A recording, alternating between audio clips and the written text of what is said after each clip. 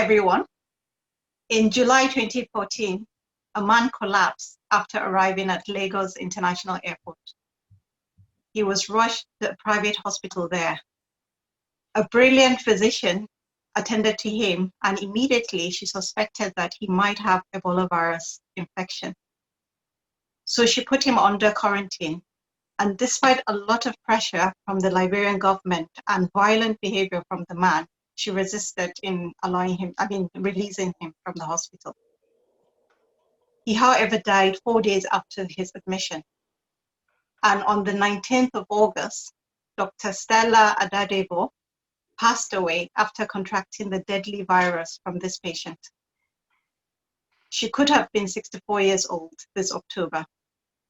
By identifying the index patient, Dr. Adadebo played a major part in helping Nigeria to prepare and avoid the catastrophic spread of Ebola virus.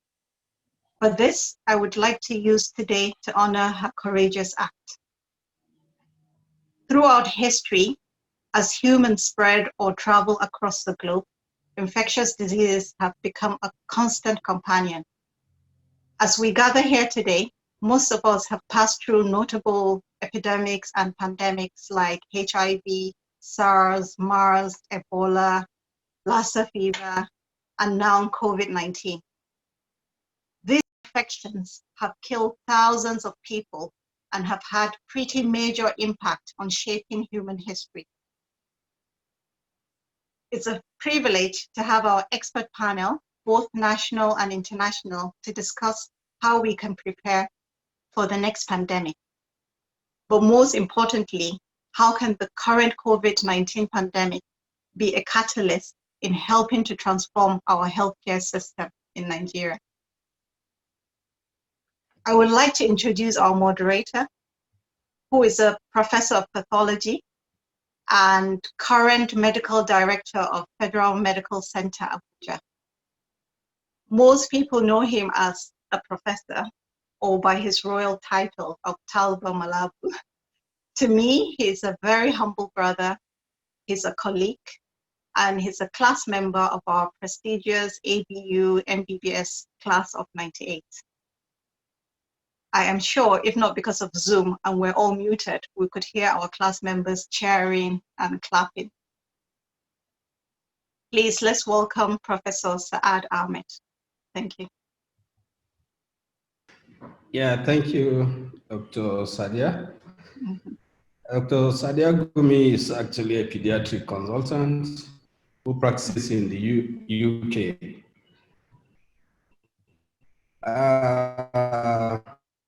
She is CovidNigerianMedics, and we are here today to have this webinar on the topic, Epidemic and Pandemic Preparedness and Response.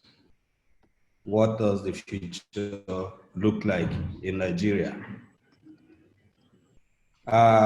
With me here, the co-moderator is Dr. Ona Otuama. Dr. Ona Otuama is a hospitalist and public health researcher.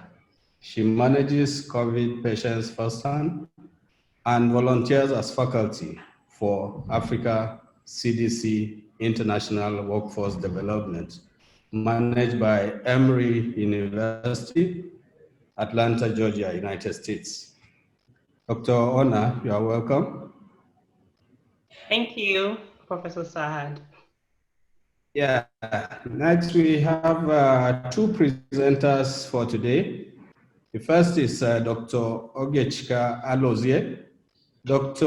Alozie is Chief Medical Officer, Del Sol Medical Center, El Paso, Texas, United States.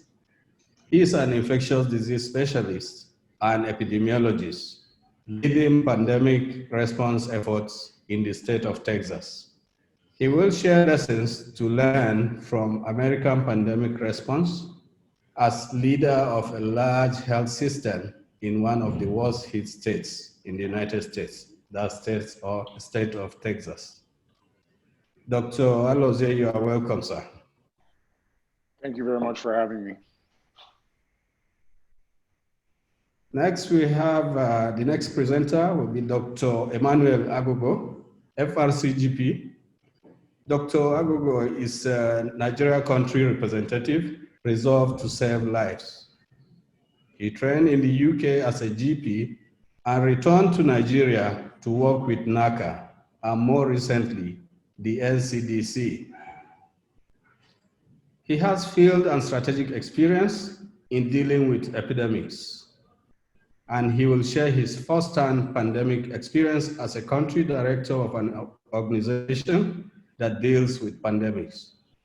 Dr. Agogo, you are welcome, sir. Thank you very much. Yes, so these two presenters will have 15 minutes each to make their presentations. But meanwhile, I'll continue with introduction of the other people, mainly the discussants now. We have 4 discussants. Each will speak for 5 minutes after the main presenters are finished. And the last discussant, who is the 4th one, he will take 10 minutes. Now, the first discussant is Dr. Olayinka Umar Farouk. Dr. Umar Farouk is currently the Senior Technical Advisor on USAID's Breakthrough Action Project in Nigeria, BAN. For the pandemic, she leads the BAN COVID-19 response support to the government of Nigeria, focusing on risk communication and community engagement, RCCE. Dr. Omar Farouk, you are welcome. Thank you very much, Professor Saad. Next, we have Dr. Muhammad Shakir Balogun. Dr. Balogun is the resident advisor, Nigeria Field Epidemiology and Laboratory Training Program, the MFELTIP. The FELTIP is a program that is housed at the NCDC. And Dr. Balogun is a frontline epidemiologist and a physician, providing technical support and data management in Nigeria. Dr. Balogun, you are welcome. Next, we have Dr. Dorothy Jeff Namani. Dr. Jeff Namani is the MD CEO of Novo Health Africa. She's a specialist in health financing, universal healthcare, and SDGs, working with international agencies like the UNDP, European governments, and health communities here in Nigeria and Africa. Dr. Jeff Namani, you are welcome. So the last of the discussants is Dr. Oladipo Ogunbode, who will take 10 minutes. Dr. Ogunbode is the head of operations, COVID-19 National Emergency Operations Center, NCDC. He provides leadership and strategic direction for the NCDC National Rapid Response to meet the strategic objectives of Nigeria COVID-19 response. Dr. Ogunbode, you are welcome. Thank you.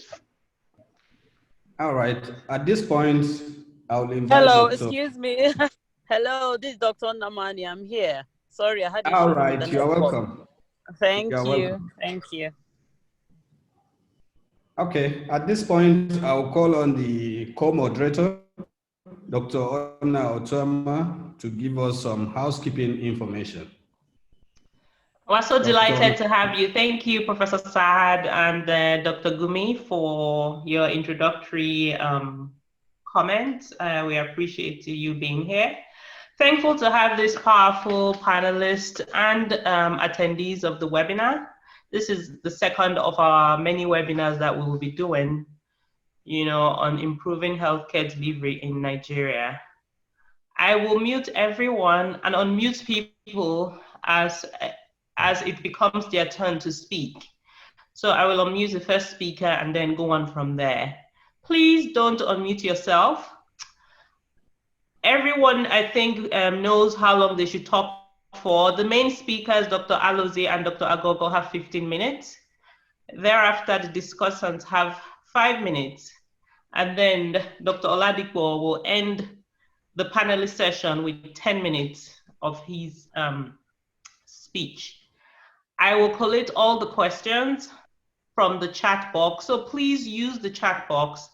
I will collate all the questions from the chat box and post them on the screen at the end. I will now go on to Professor Sahad for the rest of his session. Thank you. Thank you, Anna. So I think we'll just go ahead to take the first presentation from Dr. Oge Alozie, the CMO Del Sol Medical Center. All right. Dr. Alozie. Good morning, everybody. Can you all hear me? Yes. All right, thank you so much. It's still early where I am in West Texas. It's 7 a.m. So if my voice cracks, it's because I haven't had my coffee yet. First of all, thank you everybody for setting this up, Dr. Toma, Dr. Sahad, Professor Ahmed, rather. Appreciate the time, and I'll try and be as brief and direct as possible. I'm not going to belabor COVID per se in terms of some of the biology and pathophysiology. I think hopefully most of us know this. I think what is important today, though, as we sort of look at where we are on September 9th, 2020, is to understand that since last year, 2019, going into this year, March, April, worldwide lockdown and a host of other things that happened, we have given ourselves time for science to catch up. And so when I think about how patients become pre-symptomatic, symptomatic, their recovery period, as you can imagine, there are multiple targets. And whether it's the antivirals that hopefully will come on board, the conversation about prophylactic antibodies, convalescent serum that you've heard, I think monoclonal antibodies and some of the immune modulators that will be coming out in the fourth quarter through the FDA this year are going to be very exciting. There's a host of clinical trials across the world, and you can see this is just a snapshot of some of them. And again, some of the controversial ones like hydroxychloroquine and a host of other things are out there. And the data is really still yet to be mature. So it's kind of yet to be determined. I think what the world, and especially here in the United States, is we rush towards an election season, or we're in the midst of this election season, and we rush towards a presidential election, that people are really focused on front and center are vaccines. And so there are a number of vaccine candidates that presently exist. And whether it's the Oxford University one partnered with AstraZeneca, unfortunately, they stopped the trial yesterday because of a serious side effect. Hopefully it was just a one-off and they'll be able to resume within the next week, depending on what the Data Safety Monitoring Board decides. There's Fosun Pharma, there's Pfizer, there's Moderna, there's J&J. All of these, remarkably, have been enrolling candidates and clients much faster than anticipated. And so it's very possible that some of them will finish enrolling this month, potentially early October, get their second shot in potentially by the end of October, and we could have a potential readout depending on how efficacious the vaccines are. I think it's important for people to understand, and I'm going to talk sort of global, larger picture now, that irrespective of a vaccine's ability to be available will be determined by how well it works. A 70% efficacious vaccine may actually have data available in late October, early November. If it's only at 50%, and that's really the line that our Food and Drug Administration has set, then we may need more time, especially because the United States, in as much as it still has the world's leading number of cases of COVID, the trend and the rate of burn is much less now. So again, I think that's one thing for people to understand. The second thing to understand is that irrespective of whether we have data in October and November, mass production, distribution, scaling across the globe, a lot of these candidates are what are called messenger RNA or mRNA virus candidates. And so they need at least 50 to 100 degrees storage, and that will cause immense supply chain issues, right? So whether we have a vaccine or not, the reality is that it won't be available for general use before the first or second quarter of 2021 in the United States. The good thing is that majority of the vaccine companies made a pledge yesterday saying that they totally intend to drive this for worldwide production and distribution. So I think that's exciting. In my former life, I was a chief health informatics officer, and so I was in charge of the technology around our healthcare system and how we use technology to change care. It's remarkable to me, and it always makes me laugh when I think back, that some of the basic things that we used to tell CEOs and COOs and CFOs about technology, and I think the problem is that I was quote unquote younger, right? I'm 48, and these are people in their 60s, so there's a generation gap to begin with the fact that the young Nigerian guy in the room was telling them that technology was going to change the world. They didn't really understand it. COVID has essentially said, and it has changed the way we think about technology totally, right? Whereas digital transformation seemed to be years away, it's now here. For those of you that do invest in the American stock market, I think if you missed the Zoom boom, you'll probably hit yourself later when you realize how much money you could have made. But the fact that as of last month, Zoom, which we're on obviously, is worth more than the top 6 airlines in the world. If you had told anybody that in March or April, they would have thought that you were a lunatic and sent you to a mental institution to get some care. I'm not going to belabor some of these things specifically, but I will jump to something about antibody testing, because I think it's important that antibody testing is not a diagnostic tool. It's not a treatment tool, but it does potentially tell us where we are in terms of what percentage of our population has gotten this. I think irrespective of where you are across the globe, whether you look at New York City specifically, whether you look at some places in Italy, London, right? The seroprevalence rate ranges somewhere between 15 to 25%.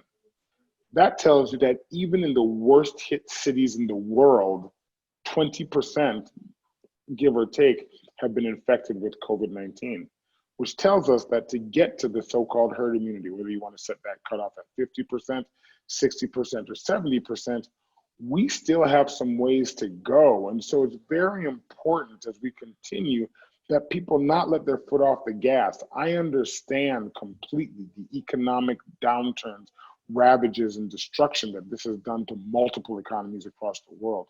As a father of 2 children, 14 and 10, I understand the sort of real, I won't call it demise or destruction, but that delay in growth that you really want them to have.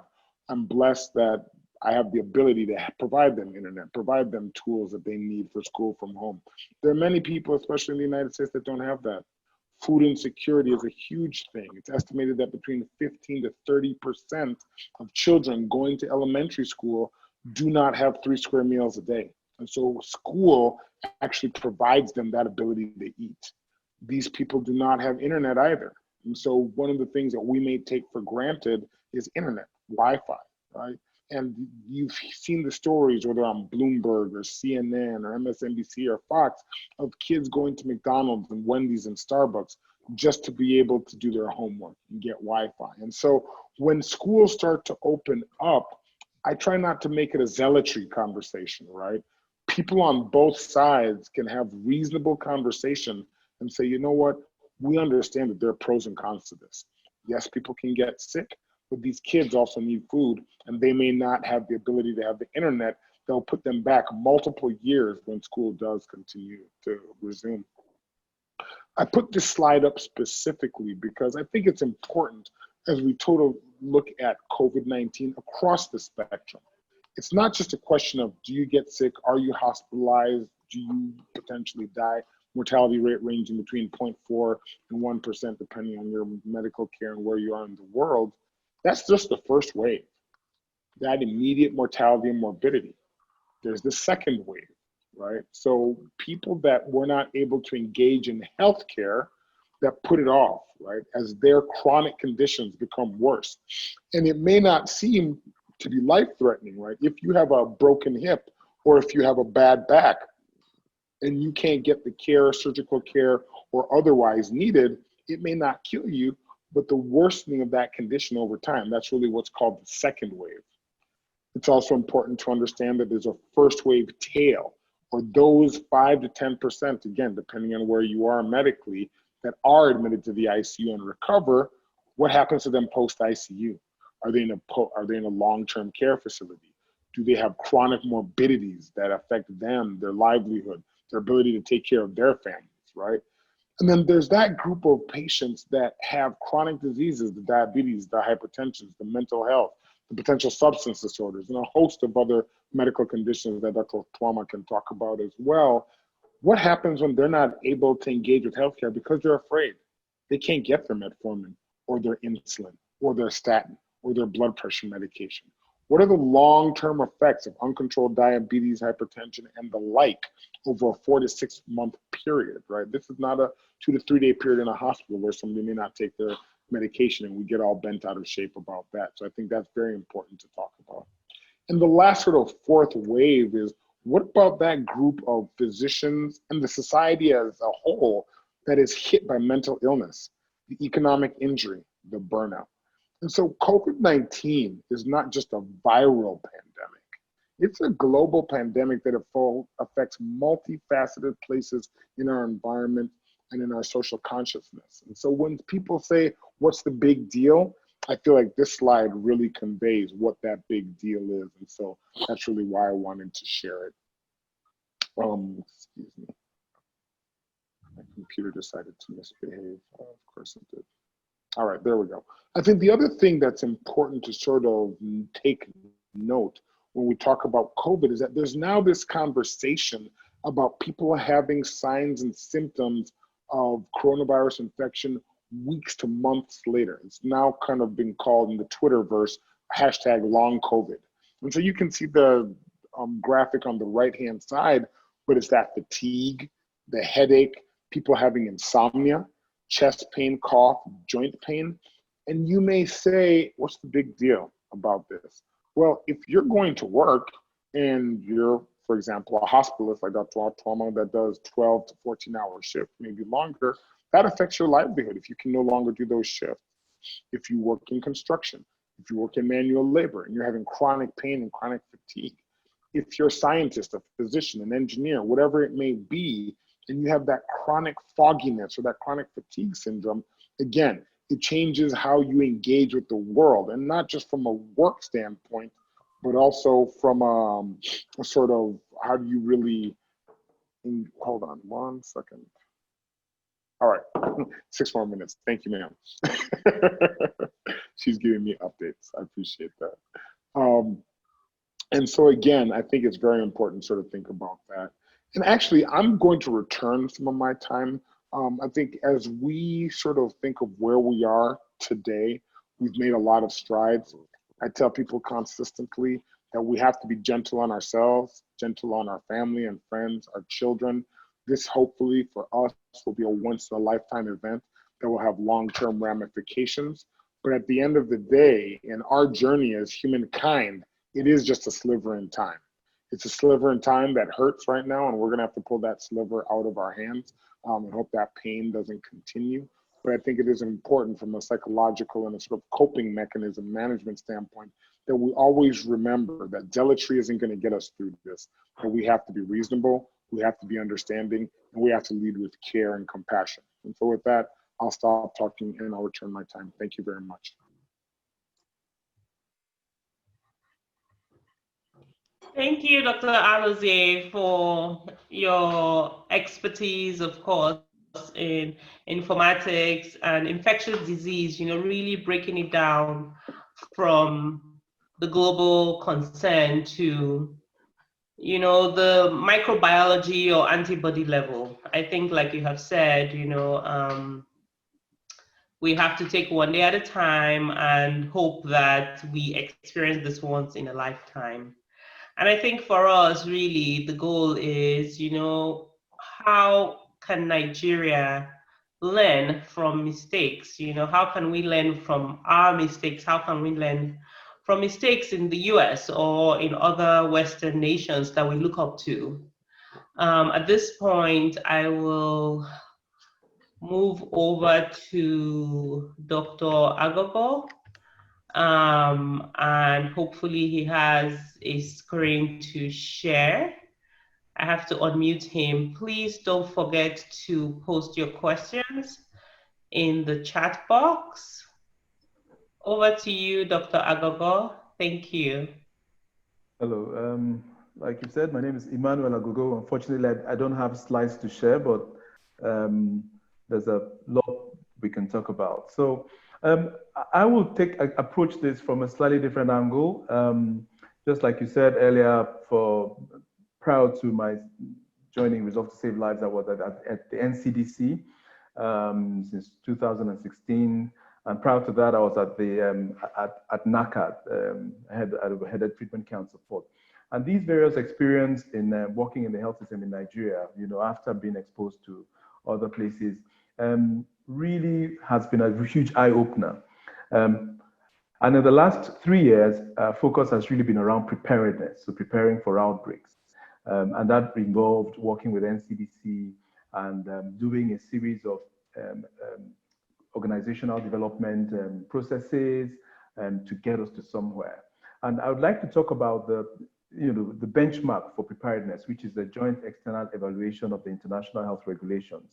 I think Dr. Sadia described what happened in 2013, 2014, that led to the unfortunate demise of Dr. Dedabo. And it was a breach of international health security. Basically, you had an infection that crossed the border from one country to another. And this is exactly what has happened again with COVID.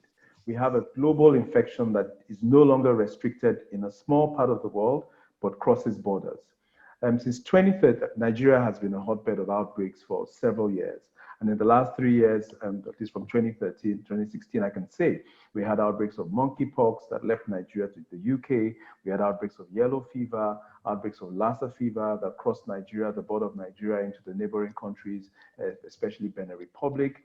We had outbreaks of meningitis, a huge outbreak of meningitis early in 2016, 2017. And these outbreaks keep happening, right? And because these outbreaks keep happening, Nigeria has had the experience of responding to these to these events. I was talking about the JE. So the Joint External Evaluation of International Regulation evaluates the country's preparedness in a total of 19 thematic areas.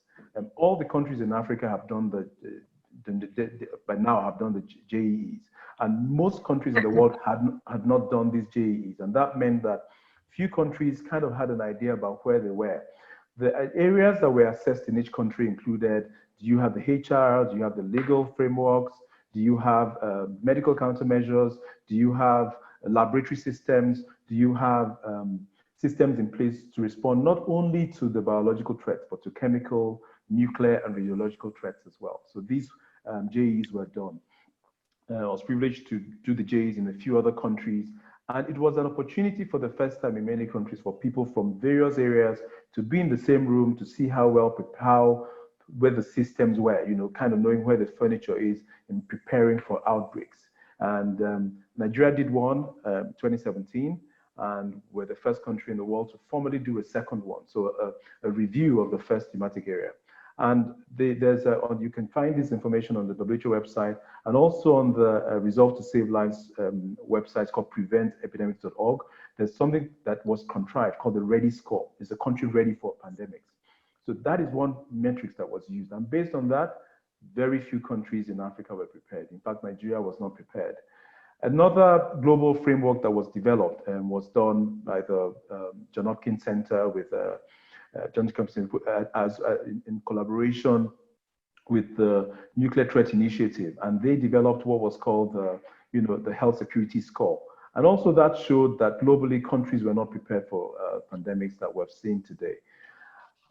Fast forward to 2020, countries had done these JEs. We knew kind of in ourselves where we were with whether we were prepared or not. However, countries had developed Nigeria had developed what's called the National Action Plan for Health Security, which outlined critical areas where the country should begin to work to improve, to ensure that we were better prepared. The NAPS implementation had gone some way before the pandemic hit the world globally and hit Nigeria. But what were the things that I think have emerged from all these that I've told you? First of all, just like Oge said, epidemics is not, and like we said for pandemic, it's not just a health issue. So there are political issues. We've seen how the social, economic, political, cultural issues have really kicked off in the context of COVID-19. We've seen these in small packets when we have an outbreak of Lassa in Edo State, when we have meningitis killing children up north. We've seen these things play out, but in small packets. And therefore, we now know more than ever before that, the way forward is one that we need to look at the multi-dimensional approach. And the JEEs, the report of the JEEs, both are available on the NCDC website, www.ncdc.gov.ng. You can look for it, and you can see those reports where the country did this self-assessment. The NAPS report is there as well. And clearly, we also are beginning to see that, we need political will for response to pandemics. We need a social engagement. We have seen, there's been an outbreak, but beyond the pandemic, of misinformation, of disinformation. There's been an epidemic of various aspects, of various news, of various aspects that have kind of come up, and where no one is really sure sometimes who to believe. There's been a mistrust of government long term that makes it difficult for people to believe when government says certain things.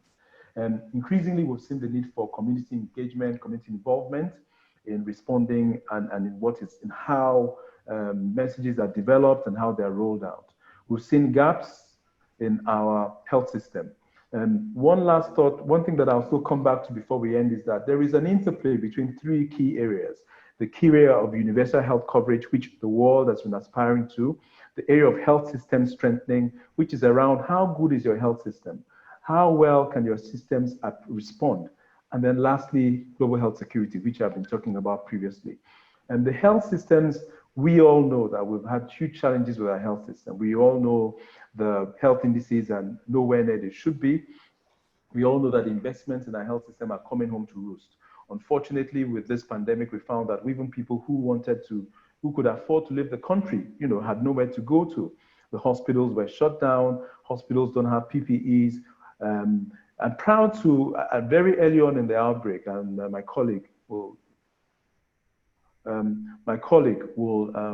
talk about this later, was the fact that prior to the outbreak, at the national level, developed a pre-IAP, a pre-incident action plan. When the first cases hit, we developed then incident action plan. And at the state level, this same was done. And in doing so, all the assessments that have been done before shows that the gaps are at the national level and at the state level for preparedness, and also showed even more clearly the gaps in our health system. So, and therefore, when you introduced the public health social measures to flatten the curve, all that was being done was to look, can we reduce this rate of spike so that our health system can cope? And if you have a health system that is comatose, it's even more difficult to try and kickstart it into working. And the last idea I said about universal health coverage, can people access and afford care if they need to? Going forward as well, we've talked about the need for JEEs, the need for the ownership at the country level, the need for ownership and for interventions, not only at the national level, but at the state level. One of the things that happened as well subsequently was that after the pandemic hit, my organization and colleagues of us, we helped support the review of what we call the midterm review. So that report is also available on the NCDC website. So an interaction review saying for the first 90 to 100 days of the response, what is happening? What was our strategy? And remember the WHO released a strategy that looked at containment, getting a few cases, all the way to community transmission and what strategies we should apply. And therefore, at that interaction review, we have kind of looked at the strategies and seeing how can we reconfigure our approach, because we've gone past containment to community transmission. And therefore, looking at the epidemiology more closely, who was most at risk. And if you look at the current data from Nigeria, the majority of people at risk are those 55 above, and those with a chronic disease, diabetes, hypertension, sickle cell cancer, or or renal compromise. And that underlies even the gaps that we have in our health system even further, because they die not only from the COVID, but from the fact that, one, just like Oge said, there is the collateral damage of not being able to access care, as well as the risk that you have in your immune system by having these other conditions.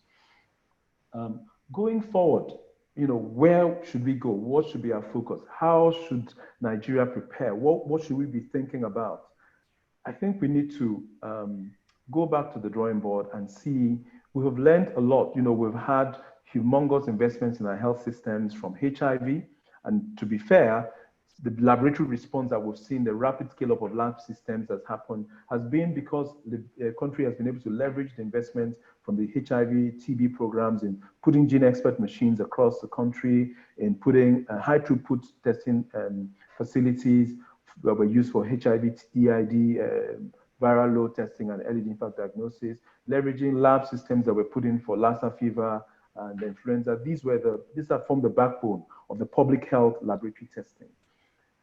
There's the polio program that over the years has helped with community systems for identifying cases. But it's, with the declaration that polio is no longer a problem, it's on its way out. So how do we leverage these systems and make sure that they don't go away, right?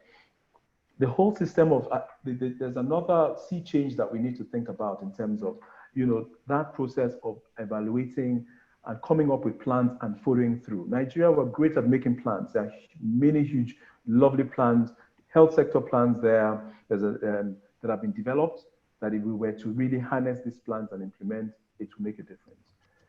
Sub-national level interventions, right? We can no longer have health systems that work in Abuja. We can no longer have health systems that work in the capital of the state. Health is something that needs to be democratized. Health needs to go down to the primary health care, like in the UK, in the US, forms the bedrock of the health system. Unfortunately, the biggest and most important, if you ask me as a primary care physician, as a GP, the most important bedrock of our health system is being managed in principle by the weakest tier of government. So primary health, local governments are meant to take responsibility for managing PHCs. You can imagine what a mismatch that is. Going forward, data as well, data. There's so much data that's been generated, even though we think we don't have, there's a lot of data, and we need to go to a system where we use the data that's available in a way that's systematic and in a way that informs what we do. There are several reports that have come up recently. I can share on the Prevent Epidemic website. For instance, there's a partnership for evidence-based research, evidence-based response to COVID. And this is a multi-sectoral report that has been developed looking at, travel data, health system data, security data, clinical data, EPID data, and it should guide how we plan, how we decide, how we move forward. And so that is another critical thing that we need to do. My last thought, so I can save a bit of time, just like to follow Oge's example, is that we need to start thinking even for our COVID response. Lives, livelihoods, liberty, long-term. The lives of people matter. One life being lost is too many. We need to, even though we say we've lost 1,000 people, not as high as it is in other countries, we need to think about those lives we need to save. Livelihoods, the impact of COVID on the economy of Nigeria has been significant. And there's a lot of people were not able to sequester or quarantine because they don't have the financial muscle to. They have to go out every day to get funding. Liberty, we need to look at how do we, in the implementation of the PHSMs, have shown that the liberties of people can be impinged by government and by some of these public health measures. How do we make sure that we liberalize and make people have access to things you don't need to travel for healthcare? Last, long term, we need to Build Back Better campaign. What is the long-term plan? What is the long-term delivery for our health systems? How do we protect our health workers from being infected? How do we make sure the systems are in place? So those will be my few thoughts, so I can save at least 2 minutes for the next conversation. Thank you very much, and real pleasure being with you all. Thank you very much, Dr. Agogo, for this presentation. Dr. Agogo has actually looked at the global response to this pandemic. He has told us that Nigeria is actually on the hotbed of outbreaks, and he gave some examples. He also went on to tell us that in the global health security score, it showed that probably most nations are not prepared to handle pandemics. And political will is necessary for responding to pandemics. He also told us that health systems generally, particularly in Nigeria, is facing lots of challenges. And the current pandemic has actually exposed a lot of gaps. In terms of way forward, he advocated for implementation of universal health coverage, ownership of health programs. Also, we have to put mechanisms in place for implementation of good plans. He acknowledged the fact that Nigeria has actually good plans. The problem we have is in implementation. He called for strengthening of primary health care and also effective use of data for planning. Thank you very much, Dr. Agogo, for this wonderful presentation. I think with this, we can go ahead to our discussants. I think the first on the line is Dr. Umar Farouk. Dr. Umar Farouk. Thank you very much, everyone. It's been great listening to all our presenters. Thank you, Dr. Oge and Agogo, as well as Professor Saad and Ona facilitating this. So when Dr.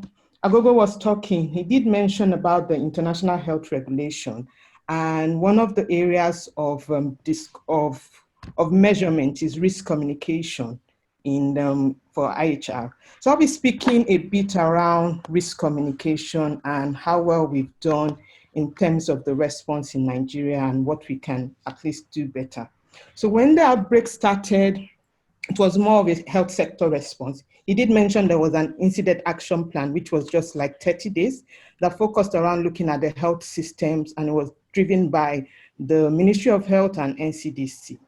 And as we realized that the response, again, the initial incidence of COVID in Nigeria was through international waves, there was a need to look into, again, making it a multi-sectoral response. And that's when the PTF was vetted, and it moved from a health response to multi-sectoral response.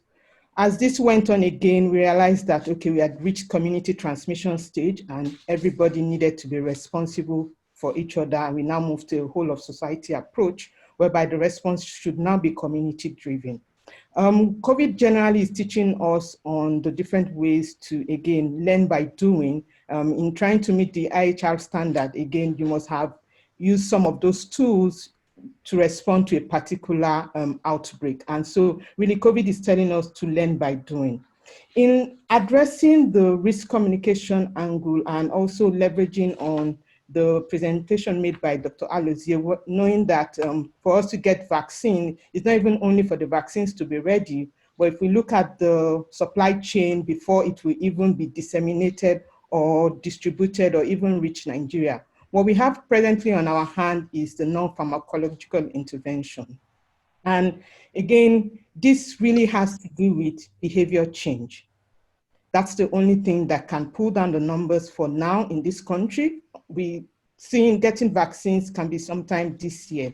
So how do we encourage people to lead behavior change? And behavior change is not something you say and people just do. But over the time, we have learned in the response, again, looking at key forces, and that's what I'll just speak to. We really need to start looking at, in planning for any next pandemic, we need to make sure that we have, again, some things at the back of our mind, looking at the content. What exactly are you trying to say to people? What other alternatives are you providing in terms of the content? So there was a period of lockdown, and everybody thought, oh, went with the assumption we're flattening the curve by locking down. But actually, the main reason for the lockdown was actually to to prepare for the response. And that with that, you could get commodities to where they need to be. The response people could move to where they need to be. We could do contact tracing. But again, the communication was not effective. People assumed lockdown meant, oh, we were trying to flatten the curve. And after the lockdown, and the cases kept on improving with no change. So in terms of content, we really need to look at what content are we providing. Then we look at our communicator. We had in the initial stages of the response, there was the minister coming to announce the cases, and as the cases blew up, he couldn't meet up to the task. Then we have the results coming out anytime during the day. Then it became a nightly affairs and things like that. In communicating, we really need to pick who is your communicator, who is in the best position to bring out this message. And I go back to one of the key principles of risk communication. The first thing is to create and maintain trust. But there's this assumption that I am a leader, I am an expert, definitely you should trust me. COVID has proven to us that you really need to build trust. It is not automatic. You were not born with it. You need to earn it.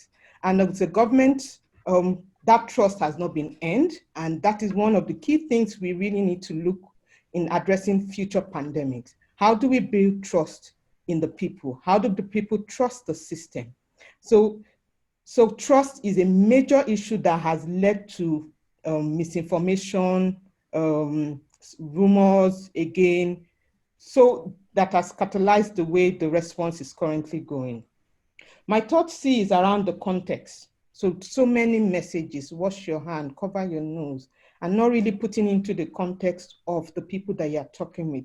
We assumed everybody was on social media or everyone had access to a poster or what's coming out, then you have, so again, different context varies. Which context, how is your message being portrayed?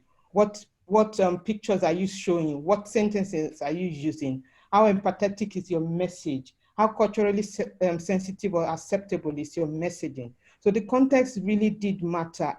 And because at the initial stage, it was just a public health emergency and response, the most important thing was get the information out. And looking at the way the virus is, because again, we're just learning new things every day.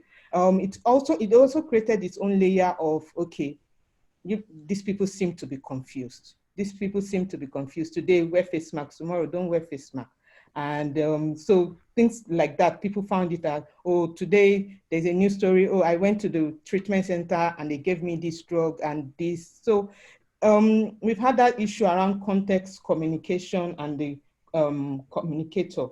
My last C is really around the channel, and I must give it to the response team. We've tried to use different channels of communication to get the messages across.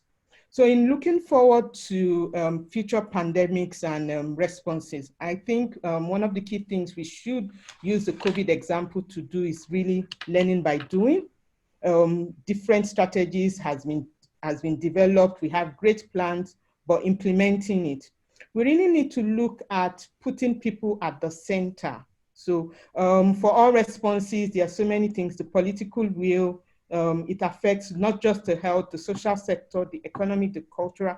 And in this phase, we are seeing increase in so many things. Transportation costs has increased. Everything has increased. And if we do not put people at the center, we're not going to be achieving the end result. We need people to change behavior. I'm not going to go in and wash somebody's hands. I'm not going to be able to be the one to put my hand when you're coughing.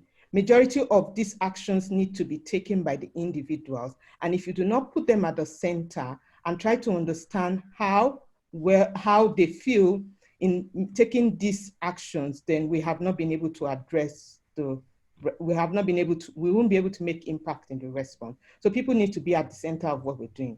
We need to understand that partnerships, collaboration, really, that hasn't worked effectively with government stakeholders. Dr.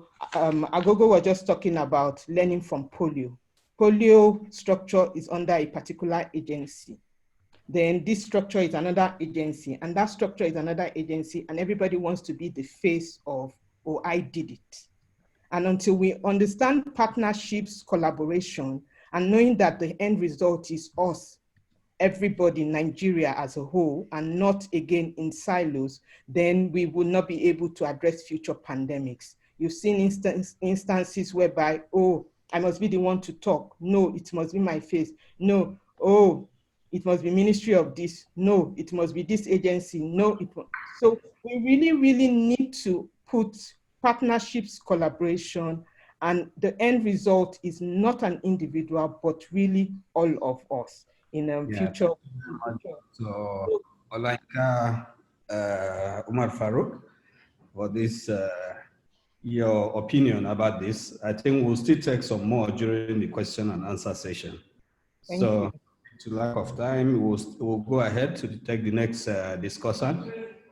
Dr. Muhammad Shakir Balogun. Can you unmute yourself? Hello, can you hear me? Yes, we can hear you. Yes, we can hear you. Okay, thank you. Can you see me now? Yes, we can see you clearly. Excellent, that's nice. So, so I'd like to build on some of the things that my colleague Emmanuel Agogo has spoken about. He has presented the overall framework for evaluating and monitoring preparedness in terms of the IHR requirements and within the broader perspectives of the global health security. But I'd like to quickly talk about three things that are not often emphasized enough.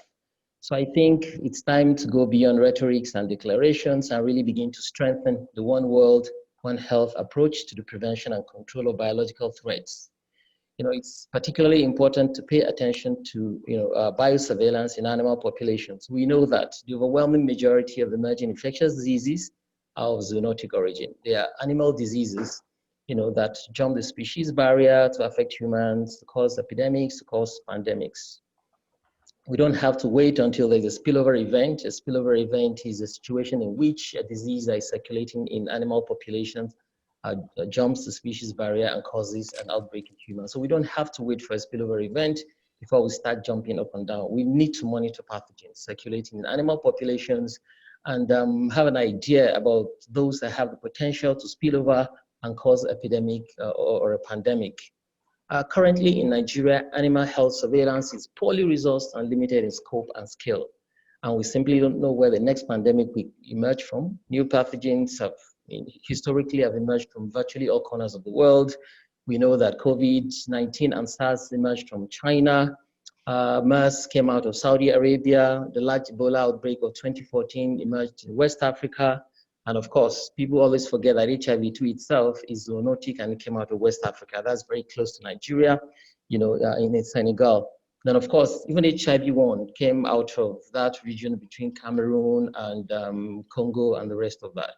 So these pathogens that cause epidemics, that cause pandemics, actually emerge from animal populations, and we really need to pay a lot of attention to that. We need to know what's happening there. So this is a very important point. And of course, this leads directly to my next point.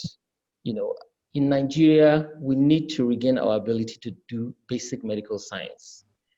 We know that in the golden age of virology in Nigeria, about half a century ago, you can imagine the golden age of virology was half a century ago. In the research lab, the virology lab in Ibadan, a lot of pathogens previously undescribed were discovered by the workers there.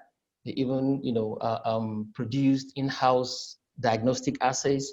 They did a lot of, wonderful things in those days, but it seems we've lost that bit that is very important. And these days we have to depend a lot on foreign countries to get things done. I try to imagine if COVID-19 had emerged in Nigeria rather than China, what exactly would have happened? I know when it came out in China, the Chinese quickly isolated the virus, they sequenced the genome, and within a very short period of time, they were able to design a molecular, a PCR-based test for it. So I'm trying to imagine if that happened in Nigeria. Yes, we still have some kind of virologic capability. We can sequence genomes. In fact, Nigeria was the first country to sequence the SARS-CoV-2 genome in Africa. But then, can we design the probes? Can we design the primers? Can we design the other peptide nucleotides that are needed to do things like this?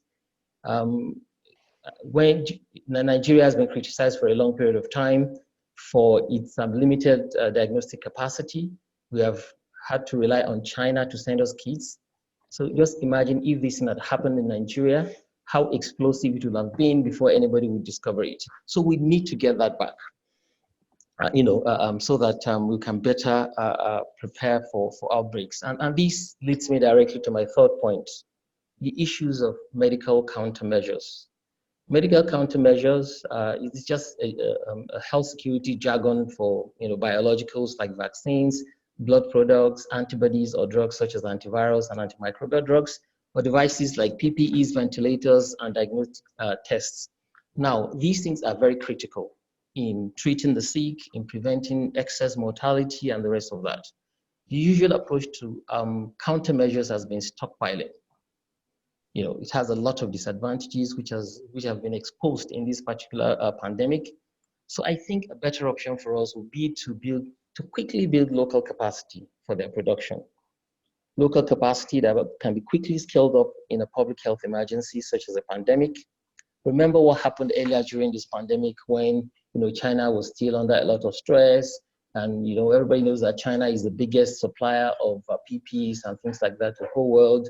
We had an acute shortage. We panicked. Many of the advanced countries that placed an embargo on export. We didn't have enough hand gloves. We did not have enough face masks and the rest of that. But now you find them all over the place. So what happened in between? During the mid-term review for the activities of the PTF, I saw some things on display. I saw locally produced PPEs. So I was asking the guys around, I said, so we're not making these things in Nigeria? They said, of course not. This is the first time we're making face masks in Nigeria. And then last week during a workshop organized by the Africa Center for Disease Control, I learned that some local manufacturers are now making thousands of face masks every day, but they've had to be struggling against the importation, the smuggling in of substandard products. So we need to support local manufacturers like this. We give some credit to the government for influencing banks to give loans to these guys at a very low interest rate. But beyond this pandemic, we need to support these people. Otherwise, next time there's going to be a huge pandemic. We don't know exactly what's going to happen. We might have acute shortage of PPEs and we start jumping up and down all over again. So we need to have to build this local capacity for producing these things that are so essential, so important. And a lot of people are not aware that Nigeria used to produce its own vaccines. We used to produce yellow fever vaccines in Lagos and human rabies vaccine. The last time I was in Lagos during the COVID response, I saw the abandoned building where those things used to happen. We need to get all these things back beyond these other numbers that we're talking about. This local capacity to do these things are very critical. Okay, my time is over. 5 minutes is too small for stuff like this. Oh, there's still time for question and answer. Okay. Yes. So I think we'll quickly take the next presenter, Dr. Dorothy, the next discussant, Dr. Dorothy Jeff Namani. Thank you so much. I've been listening to what the various panelists, so to say, have been talking about, and three key words that I see come in all the time is communication, structure, and intersectoral collaboration. So looking at all these three things that have been mentioned, I would like to start by sharing my experiences during the lockdown. During the lockdown, the way Nigerians reacted to the news, that there's a pandemic and all that, and how we ditched face mask and didn't want to turn to any public health measure, given the reason of hunger. So we ditched face masks to first of all feed our stomach. So that actually tells you how we rate, issues of healthcare in the country. And secondly, when the community, from a community response point of view, it was important to have because I noticed that many people were more disposed at helping those who were hungry than helping people get access in healthcare. Many people didn't even know if they had a primary health center beside them, or if they had any hospitals, or what it meant, for people to be able to get to the hospital, and for us not to have the counter effect of people being shut down, given the fact that this virus had the same symptoms that were like that, similar to that of malaria, which is endemic in this region. So having said that, we also look at communication. That would tell us a lot about health communication. How are messages being passed? What channels are being used to pass those messages? Were people even understanding? What language we use when we're communicating to people? Or did they understand what was being said? Are we passing these messages through the right channel? Then we look at the intersectoral collaboration. It became obvious, that healthcare doesn't stand alone. When you talk about healthcare, it's all encompassing, both in agriculture, the economy, because the traders, the people in the market, and all the people who were trading felt that they were not being considered by the government, and they selling their own market was more important to them than abiding by any social measures. So these three things come to play all the time, and that would take me to looking at it from the solution, that aspect. So how should we have responded? What would have played an important part? And I will, without mincing words, I would say that if we had a strong primary health care system, that we wouldn't be having all these problems. That would have sorted out these three key words we've been talking about. I know that in 2001, our primary health system was reviewed and revamped and fashioned through the WHO World Health System, and that is what we have now. And what did they try to do? To make sure that we align our health system to the electoral wards. I mean, if Nigerians can organize themselves so much that people know who their councillors are, people are able to go and vote following the ward.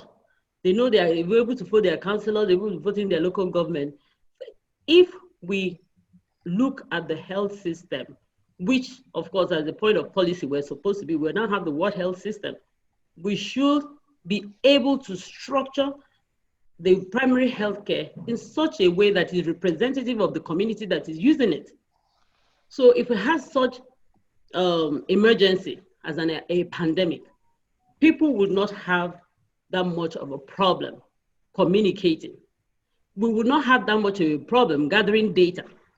We wouldn't have that problem being able to linking healthcare with other sectors, knowing how the market woman who is in that community, how she can still sell her products while also obeying all the public health measures, washing her hands and all that. So the primary health system is very key to the survival of healthcare in Nigeria. Thank you. Thank you, Dorothy Namani. You're welcome. Yes, for your views. And I think we'll take the last discussion. Dr. Oladipo Ogumbode. Dr.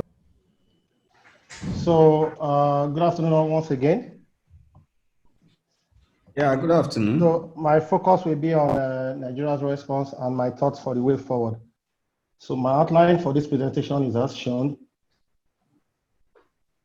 We witnessed a decline in infectious diseases in the Western countries in the 20th century.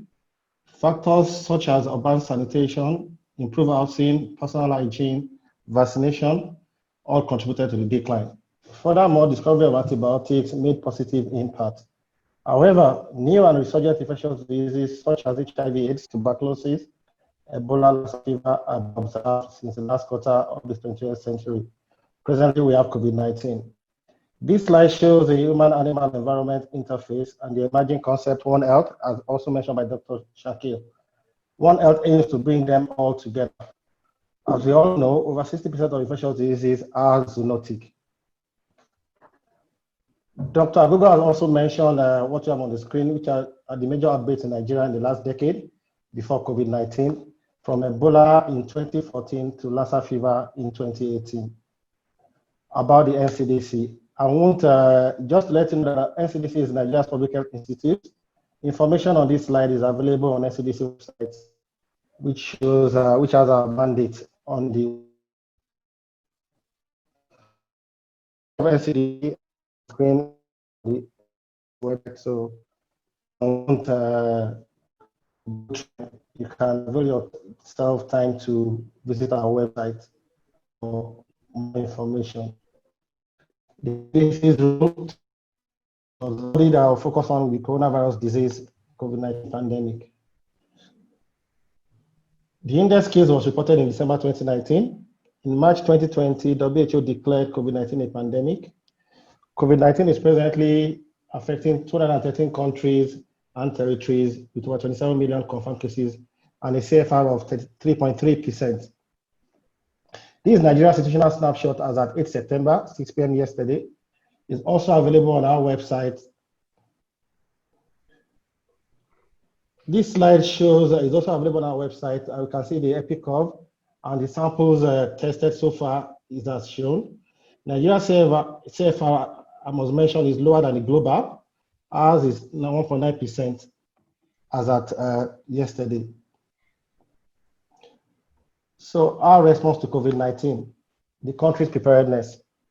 Importation of the disease to Nigeria was imminent and virtually inevitable. During the pre-outbreak phase, the coronavirus preparedness working group was set up.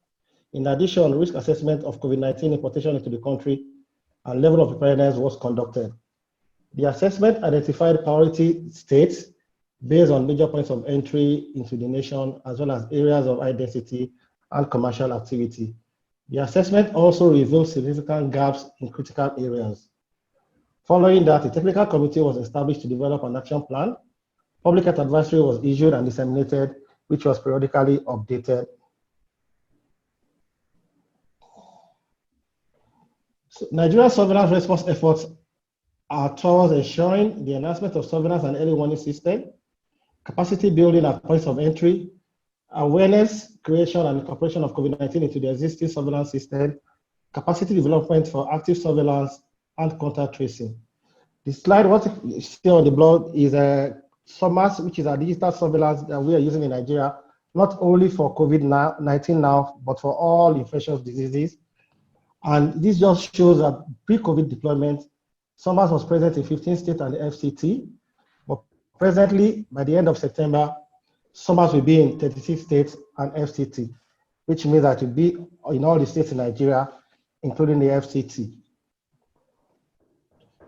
The National EOC is coordinating the response along with the state public health emergency operation centers. Over 440 people were deployed through the rapid response team to support states. There is also a remarkable increase in the number of trained state public health emergency operation centers from 20 pre-COVID to 27 trained already. And the plan is that by the end of the year, they would have trained all the state public health emergency operation centers. Dr. Agogo has also mentioned this briefly, that diagnostic capacity for COVID-19 has increased from 2 states with testing laboratories at the beginning of the outbreak to 34 states and FCT. The number of laboratories increased from 3.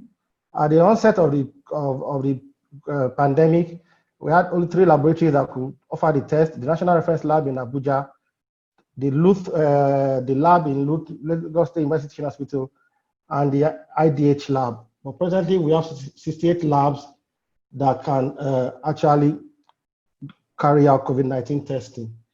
Also, Dr. Agogo has mentioned the inclusion of other testing platforms, the GeneXpert for TB, Cobalt for HIV/AIDS. So what are my thoughts on the journey ahead?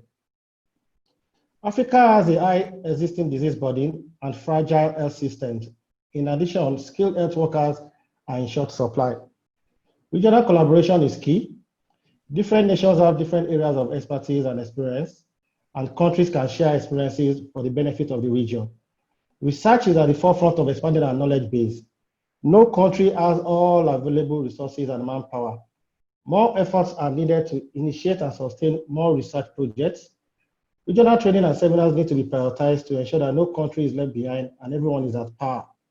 With each disparity in available resources and technology, it is important that there is support in areas with lack. A vaccine that is affordable and accessible to all will help us address systemic health inequalities. COVAX currently has the world's largest and most diverse COVID-19 vaccine portfolio. This is a great initiative and must be appreciated. Every health system in the world requires public-private partnership.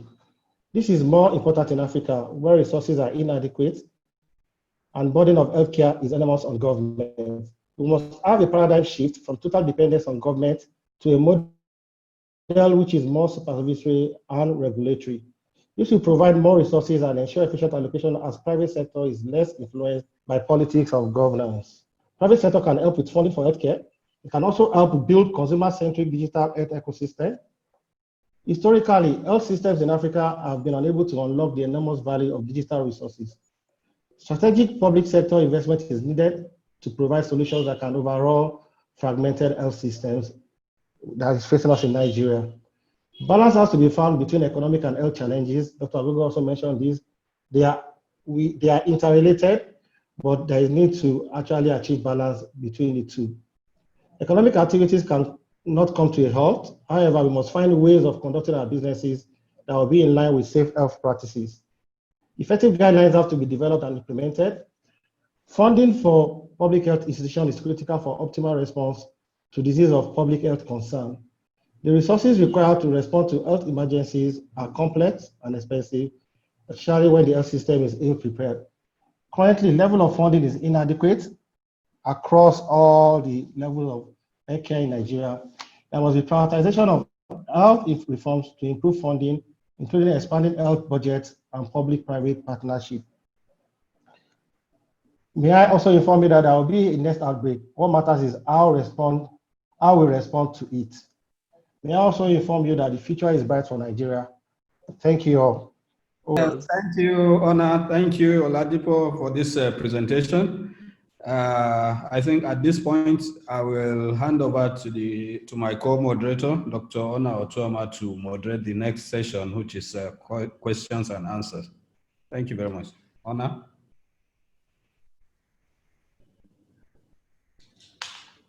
Thank you all so much.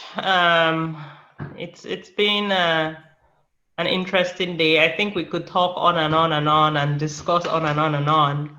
But things must change in Nigeria, and until they change or begin to change, we'll continue talking. We won't get tired. So, I really do hope that, like everyone has talked about, collaboration. It's very important, and in short, this is critical.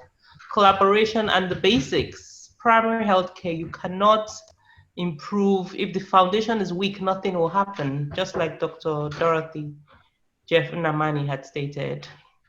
So I will go on to questions because we really don't have time. I will share my screen.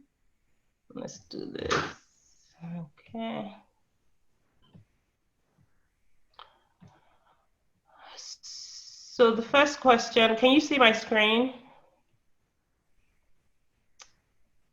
Yes. The first question is from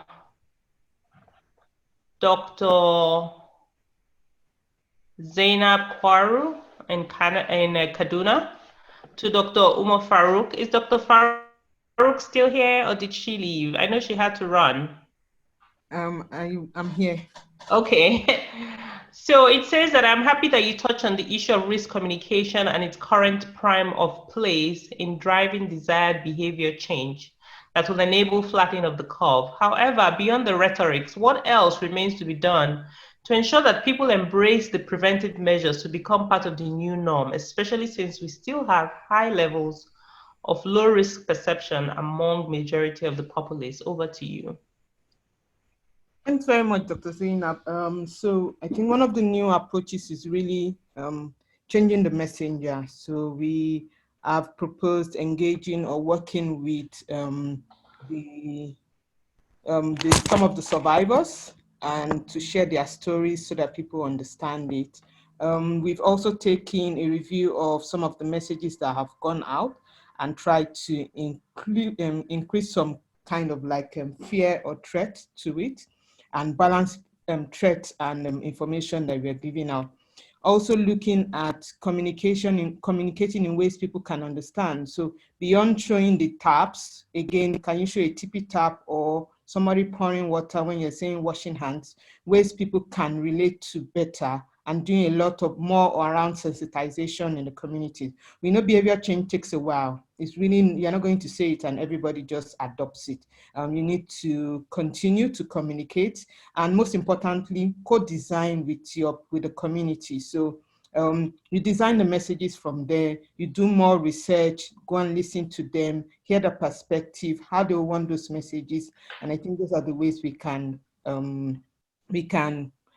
for people to embrace these preventive measures, giving them ways. So you're wearing a face mask. We see a lot of people wear it as shin marks or head masks, and really just putting out, again, do it for your loved ones, do it for, I saw an advert on MTN and telling them to do it for their mothers. Oh, I'm going to report it to your mother. So it's really spicing up the communication in ways that people can understand, rather than that top-bottom approach, just tell people wash your hand, wear face masks. But again, so we're just changing the messengers, putting more context to it. That's the phase that we are in. Thank you, Dr. Umar Farouk. I think reporting to anyone's mother just ensures proper behavior in Nigeria, and I think most of Africa. So thank you. On to the next question. Dr. Mukhtar Ahmad. I'm sorry? Before you go to the next question, I just want to thank Dr. Omar Farouk for mentioning, what she just said now. And I looked at that advert too, and I felt that, culturally, that will help us. It is not, I don't think it's right for Nigerians to show us where people are running pipe-borne water and saying, wash your hands. How many people have water running through their taps in Nigeria? So the essence is really knowing what the objective, and not coining it the right way, the way that Nigerians can relate to. Yes, the way we can understand. That's something we haven't done yet, and it needs to be done. I like that part of reporting to your mother. We all understand that. That's true. So Dr. Mukhtar Ahmad had a question for Dr. Agogo, and it says, one thing you should suggest Nigeria does differently when the next pandemic hits. So thanks for that question. Just also to reference what the whole idea about the risk comes has been talked about. So they actually have been doing studies, polls across the country, and we can provide that information. Really asking who is the best, how is the message appropriate, so also information around which is the best way to reach you. So you can see that there's been a change in the message. Gumbode and Co will tell you that they've been working with a lot of risk comes experts to start changing the message. So you can see that even the messages that were previously very, like Weibo messages, are changing and being a bit more relevant. So that's actually the fact that social science scientists have become part of the response. But specifically on this question, what do we do differently? I think we have an opportunity to be better prepared. And what does that mean? That means looking at, what are the systems in place? I talked previously about the interface between universal health coverage, making sure that people have access to healthcare at the appropriate level. I talked about the health system strengthening, making sure that the health systems are working, logistics, HR, financing, and lastly, the global health security or the health security infrastructure. So if there's one thing we can do is asking those three bubbles, making sure that they're working effectively. Thank you. Yeah.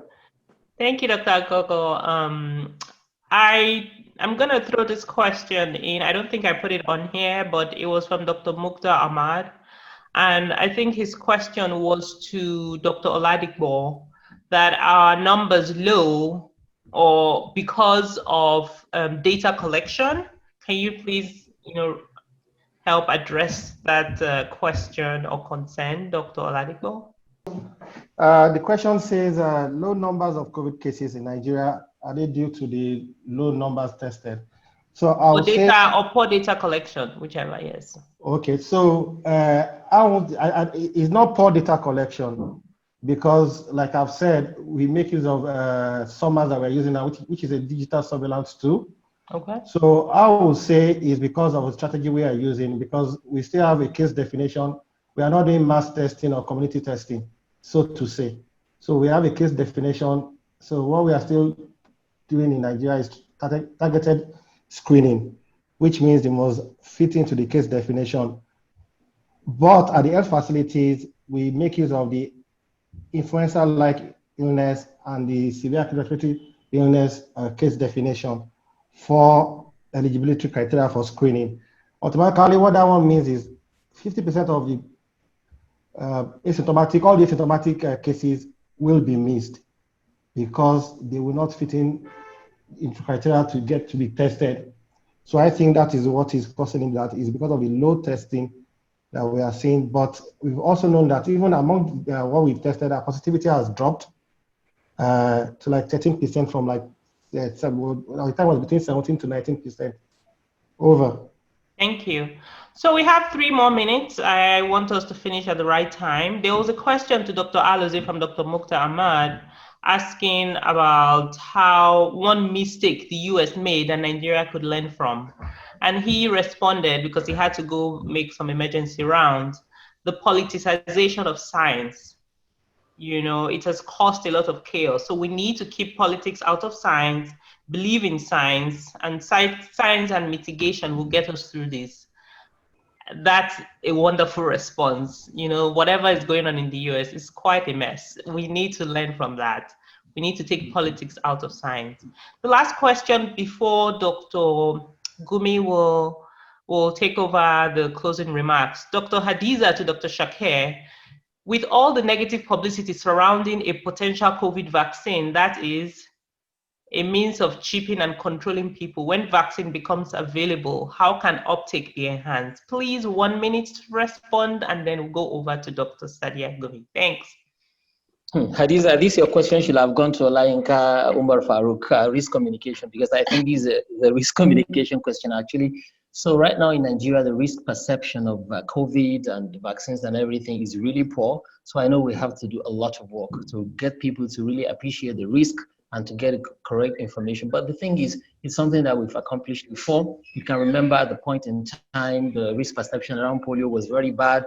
And there was a lot of community engagement, a lot of risk communication, and we're able to surmount that. And today we have eliminated polio from Nigeria. So I think that's an awesome response. If we could do it with polio, we will do it with COVID. On to Dr. Sadia, please, 1 more minute. Thank you all for coming. Over to Dr. Sadia. So I would like to thank all the panel members, Drs. Alozie, Dr. Agogo, Balogun, Dr. Jeff Namani, Dr. Umar Farouk, Dr. Ogumbode for their fantastic presentations and discussion. And hopefully, we've got really important key action plans from this. And thank you to our audience, the moderators, Dr. Anna, Professor Saad, and a big thank you to Anna and Dr. Mukhtar Ahmed for taking the lead in organizing this webinar, and other members of the steering committee. Thank you very much.